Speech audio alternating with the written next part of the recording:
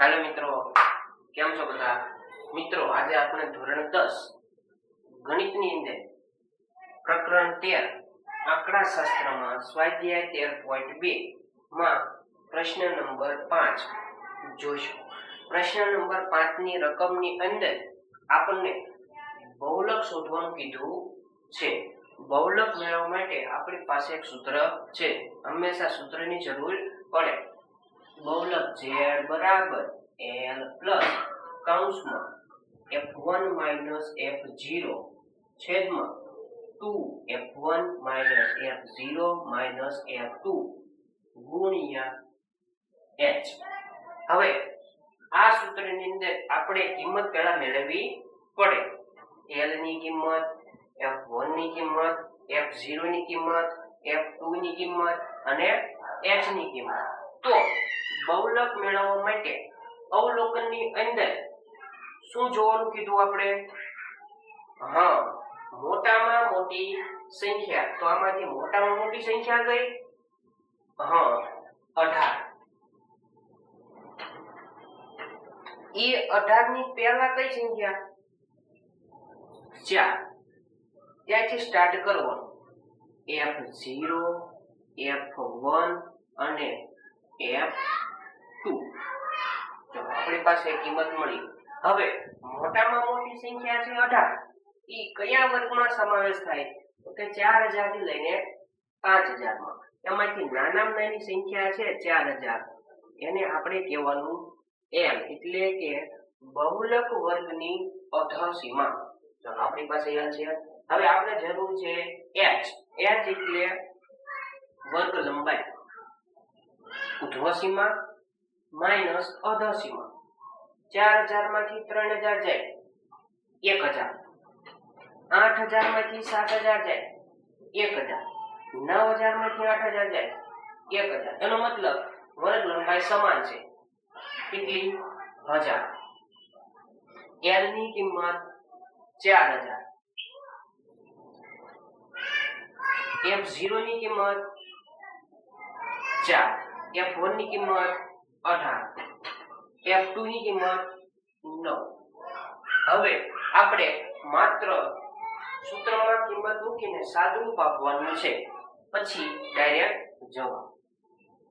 l ની કિંમત 4000 plus કૌંસમાં f1 ની કિંમત 18 માઈનસ f0 ની કિંમત 4 છેદમાં 2 કૌંસમાં f1 ની કિંમત 18 માઈનસ f0 ની કિંમત 4 માઈનસ f2 ની કિંમત 9 ગુણ્યા h।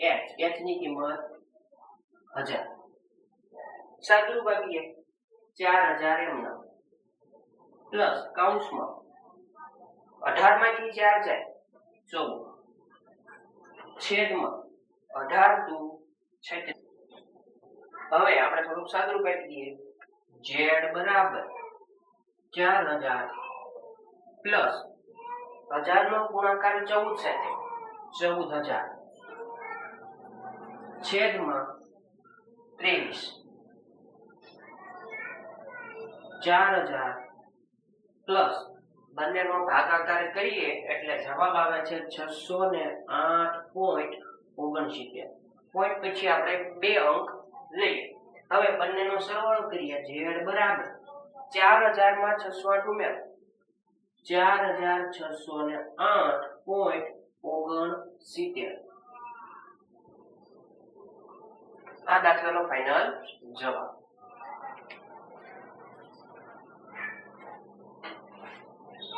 હવે આપણે પ્રશ્ન નંબર 6 જોઈએ। પ્રશ્ન નંબર 6 ની અંદર આપણને બહુલક મેળવવાનું કીધું છે।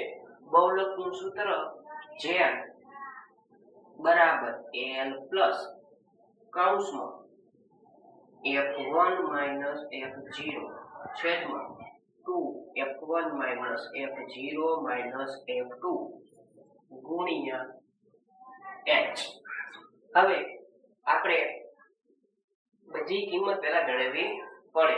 કિંમત મેળવવા માટે અને બહુલકનો દાખલો છે તો બહુલકનો દાખલો હોય તો અવલોકનમાં મોટામાં મોટી સંખ્યા ગોતવાની. તો મોટામાં મોટી સંખ્યા 20.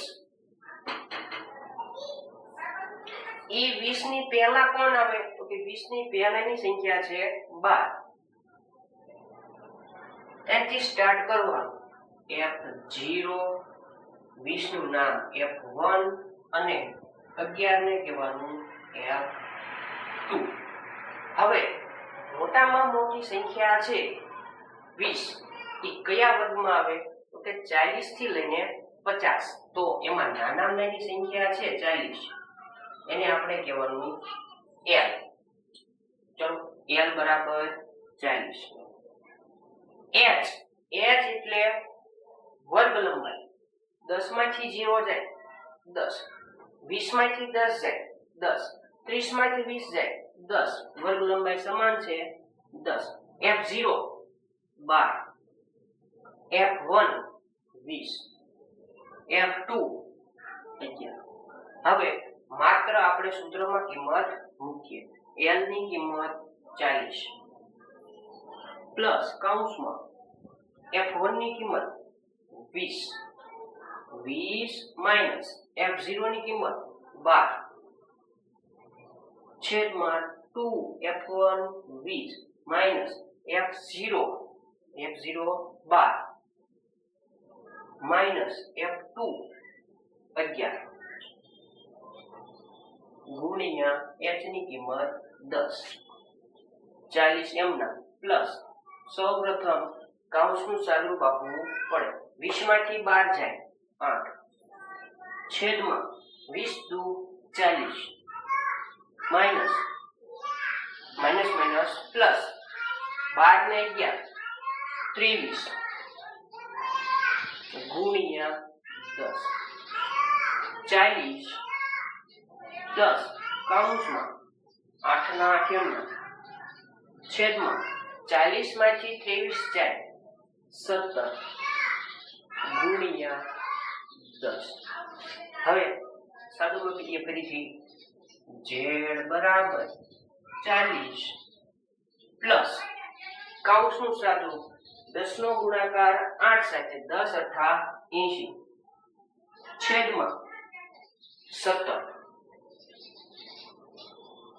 40 ના 40 એમના પ્લસ 80 અને 17 બંનેનો ભાગાકાર 80 ભાગ્યા 17. 17 ના ઘડિયામાં 80, 17 ચોક 68, 17 પંજા 85 વધી ગયા 17 ચોક 68. 80 માંથી 68 જાય. જી 10 માંથી નો 0 માંથી નો એટલે 8, બાજુમાંથી લઈએ તો 7. 10 માંથી 8 જાય 2, 7 માંથી 6 જાય 1. પોઈન્ટમાં જઈએ. જી 17 ના ઘડિયામાં 120, 17 છક 102, 17 સત્તા 119. 120 માંથી 119 જાય 1. પોઈન્ટ મૂક્યો છે, પાછો વધારાનો 0. 17 ના ઘડિયામાં 10, ભાગ ચાલતો નથી તો ભાગમાં પડી સૂઈ 100. 17 ના ઘડિયામાં 100, 17 પંચા 85, 17 છક 102, 17 પંચા 85. બસ આપણે એટલું રાખીએ. 4.705. હવે બંને સંખ્યાનો સરવાળો. Z બરાબર 40 ને 4 44.705.